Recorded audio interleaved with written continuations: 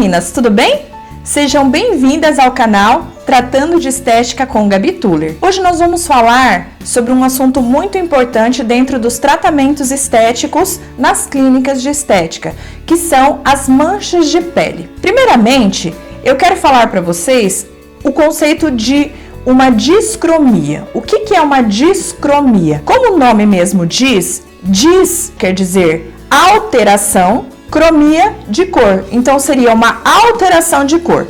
Nós podemos ter três tipos de discromias: a acromia, a hipocromia e a hipercromia.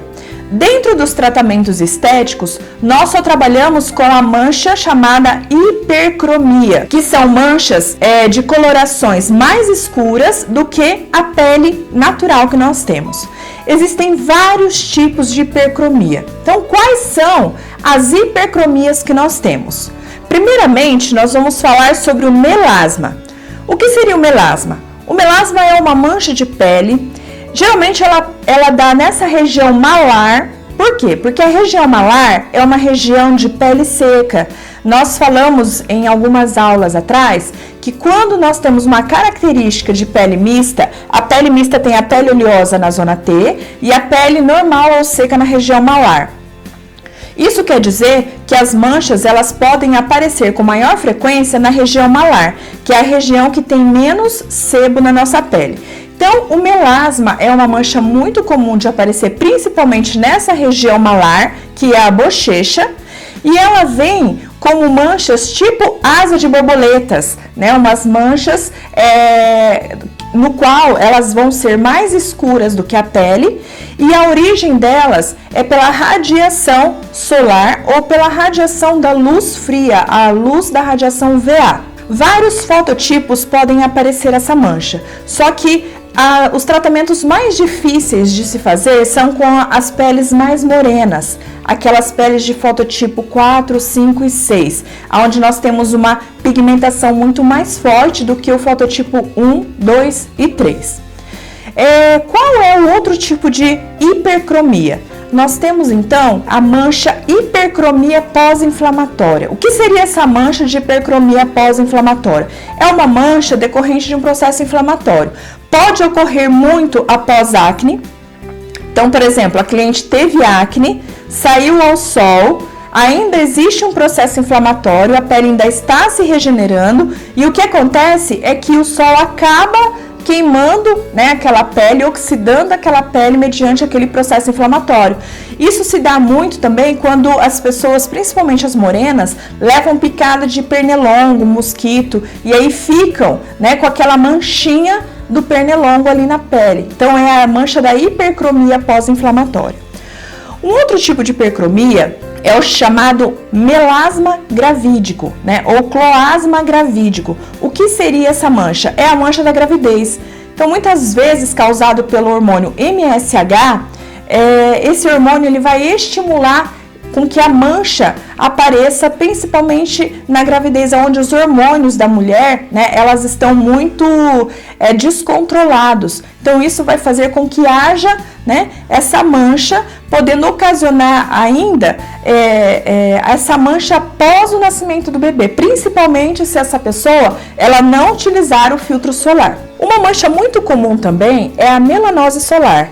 Ela pode aparecer no dorso das mãos, principalmente em mulheres com mais de 40 anos, ocasionada pelo fotoenvelhecimento.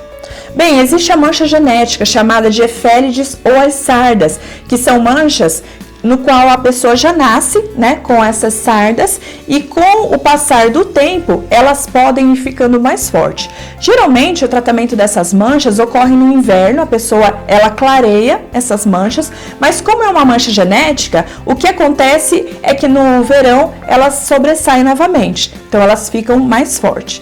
E aí nós temos uma mancha também que é ocasionada geralmente no verão, que é a fitofotomelanose. O que acontece com essa hipercromia? A pessoa ela usa produtos, substâncias fotossensibilizantes, é muito comum utilizado na caipirinha. Então a pessoa tá lá de férias, às vezes na praia, e aí acaba fazendo uma caipirinha, ela utiliza o limão e o limão acaba caindo no dorso das mãos e de repente ela está no sol, essa mancha ela começa a aparecer depois de 2 ou 3 dias e ela pode até formar bolhas, né? Então é chamado de fitofotomelanose. Quando a gente fala de classificação dessas hipercromias, essas manchas, elas podem estar na superfície da pele, elas podem estar na parte dérmica, né, ou na profundidade da pele, ou ainda essas manchas, elas podem ser manchas mistas, aonde elas estão tanto na parte epidérmica quanto na parte dérmica. Por isso é muito importante nós fazermos uma avaliação com essa cliente. A avaliação, ela é tanto uma avaliação na lupa, onde nós vamos utilizar essa lupa para estar verificando qual mancha a cliente se enquadra, se é um melasma, se é o cloasma gravídico. E aí, depois nós vamos fazer uma avaliação no Dermaview. Então, esse Dermaview, ele vai realmente diagnosticar se essa mancha é superficial, é mista ou profunda. Então, não tem como ver a olho nu se essa mancha é superficial, mista ou profunda. Por que eu estou batendo em cima dessa tecla? Porque, na verdade, a esteticista só pode trabalhar com manchas superficiais. A Anvisa, ela permite ácidos, alfa-hidroxiácidos, beta-hidroxiácidos ou polihidroxiácidos numa concentração que nós vamos conseguir fazer com que essa mancha superficial saia.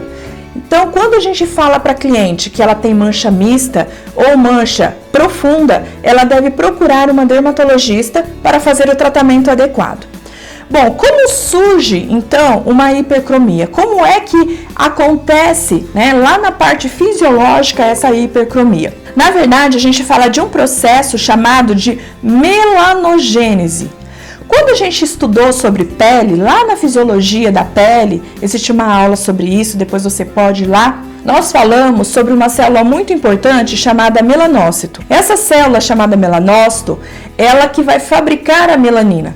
Como que isso acontece fisiologicamente? Dentro dessa célula existe uma enzima chamada tirosinase. Essa enzima chamada tirosinase, ela vai oxidar a tirosina, que é um aminoácido que se encontra dentro do melanócito.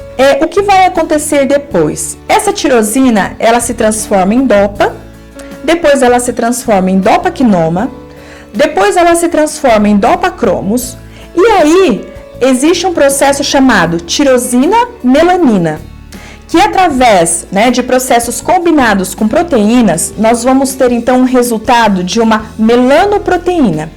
E depois dessa melanoproteína, nós temos então a famosa melanina. Quando nós falamos da melanina, nós temos 2 tipos de melanina, a feomelanina e a eumelanina. A feomelanina, ela tem uma coloração amarela avermelhada, e a eumelanina, ela tem uma coloração castanha clara, castanha escura, né? E às vezes um marrom bastante escuro. O que eu quero dizer com isso?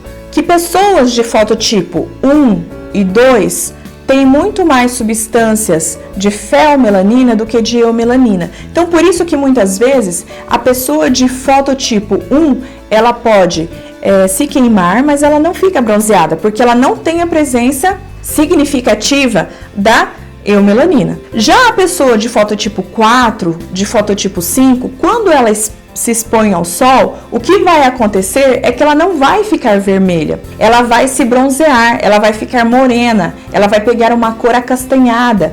Isso quer dizer que ela tem menos substâncias de feomelanina do que uma pessoa de pele clara. Então é por isso que nós voltamos à tabela de Fitzpatrick e classificamos as peles de fototipo 1, 2, 3, 4, 5, 6, aonde fototipos 1, 2 e 3 têm uma quantidade maior de feomelanina e pessoas de fototipo 4, 5 e 6 têm uma quantidade maior de eumelanina. Nós não temos como fazer uma mensuração, medir a quantidade dessas substâncias numa pele, né? Nós vamos ter que avaliar e perguntar o histórico da cliente quando ela toma sol, se ela fica vermelha, se ela não fica vermelha, e aí diagnosticar o fototipo dela. Falando de hipercromia, basicamente é isso. Lembrando que hipocromia e acromia já são disfunções que somente dermatologista que tratam. O que eu quero falar para vocês também é que eu vou estar gravando uma videoaula prática